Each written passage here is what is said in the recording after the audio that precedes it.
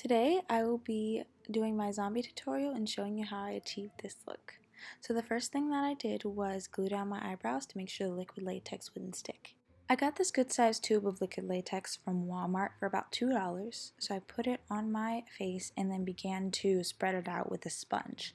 I like to use the sponge instead of a brush because it gives it more of a textured look. Next, I grabbed a tissue to glue onto the liquid latex, patting it down to make sure it would stick to my skin, and then recovering it with some more liquid latex to create layers.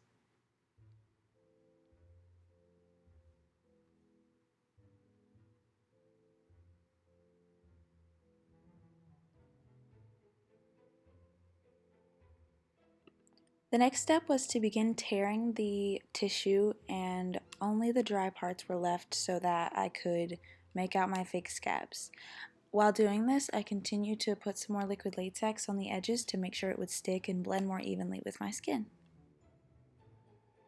I went ahead and did this process on all the places that I wanted there to be cuts, like on my nose, my cheek, my forehead, and my neck.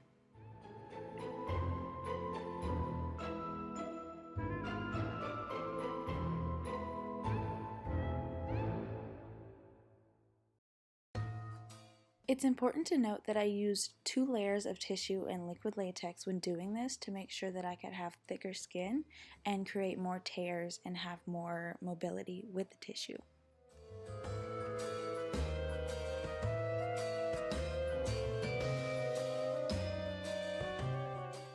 I decided that I wanted to create a look of a torn lip, so in order to do that I did the same process I've been doing on my face, but I just cover half of my lip, top and bottom.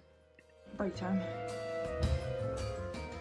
So once everything's dry, I'll be repeating the same process on my neck. So once again, I put down liquid latex and then started to pat it with a sponge and spread it out to give it texture. Then I'll go in with tissue and start to do the layers.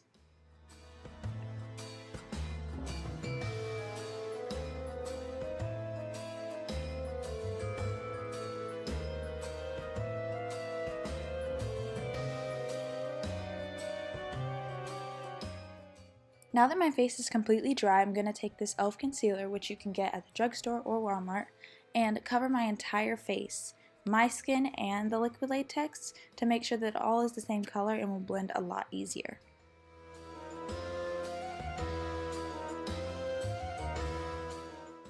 It's way better and easier for you to start this process when everything on you is completely dry. You don't want to do this with wet liquid latex, or it'll smear and spread and you'll ruin your scars.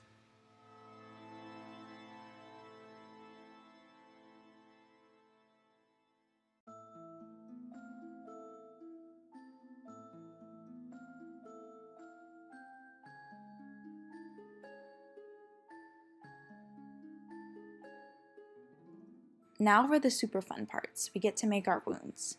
I wanted one on my lips, so I went ahead and tore that open gently, but far enough to where I can make it look real. Then I wanted one on my forehead and nose, so I went ahead and tore those as well.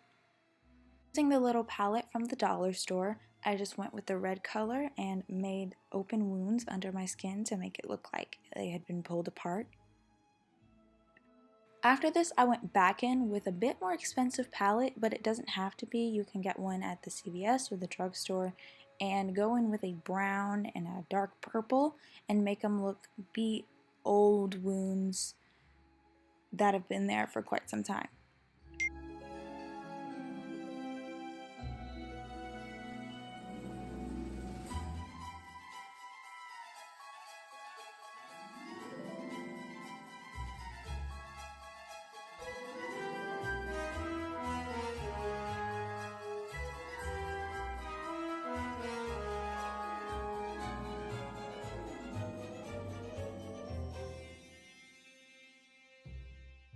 So I'm going to create teeth on the part where I did the broken lip. So this is fairly easy. You just take a really little brush and do strokes of the color white really close to each other on the lip.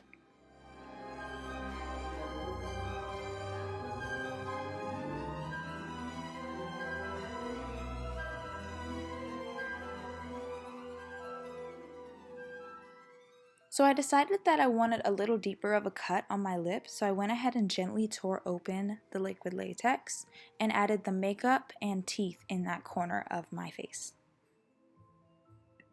I added a couple of blood splats on my face, and this is completely optional before the last step, but I went ahead and did the same process I did on my face, on my neck, to give me those deep wound looks.